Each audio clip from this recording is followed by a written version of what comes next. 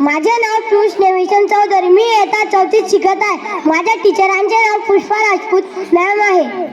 वाघाची आई बनायला काळीज वाघ नीचच लागते. वाघाची आई बनायला काळीज वाघ नीचच लागते. म्हणूनच तर जिजामाता तुमच्या चरणापुढे मान माझी सदैव झुकते, मान माझी सदैव झुकते. स्वराज्य जननी राजमाता आऊसाहेब जिजाऊ यांच्या कार्याबद्दल माहिती नाही असा एकही माणूस सापडणार नाही ज्यांनी हिंदवी स्वराज्याचे स्वप्न बघितले आणि फक्त आणि फक्त स्वप्नात बघितले नाही तर ते सत्यातही उतरवले. लहानपणापासूनच अन्यायाची तोड असणाऱ्या जिजाऊंचा जन्म 12 जानेवारी 1598 रोजी बुलढाणा जिल्ह्यातील सिंदखेड राजा येथे लखुजीराव जाधव व माळसाबाई जाधव यांच्या पोटी झाला. त्यावेळेस मुस्लिम सत्ता महाराष्ट्रात धुमाकूळ घालत होते. त्यावेळेस ते आपल्या माणसांना लुटत होते. अशा बिकट परिस्थितीत ब्रशत कोणाची चालू शकत नव्हते.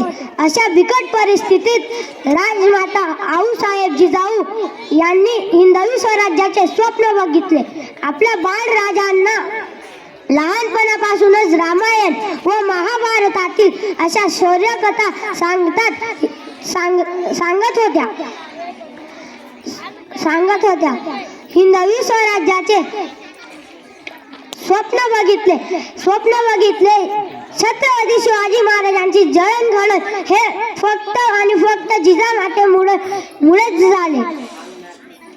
छत्रपती संभाजी महाराज यांच्या जळणघडणीतही आऊसाहेब यांचा मोलाचा वाटा होता. शेवटी जाता जाता एवढंच म्हणेन की थोर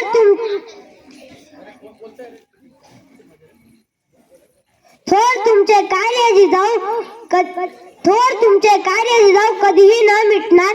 चंद्र सूर्य असेपर्यंत नाव तुमचे नाही मिटणार. चंद्र सूर्य असेपर्यंत नाव तुमचे नाही मिटणार. धन्यवाद.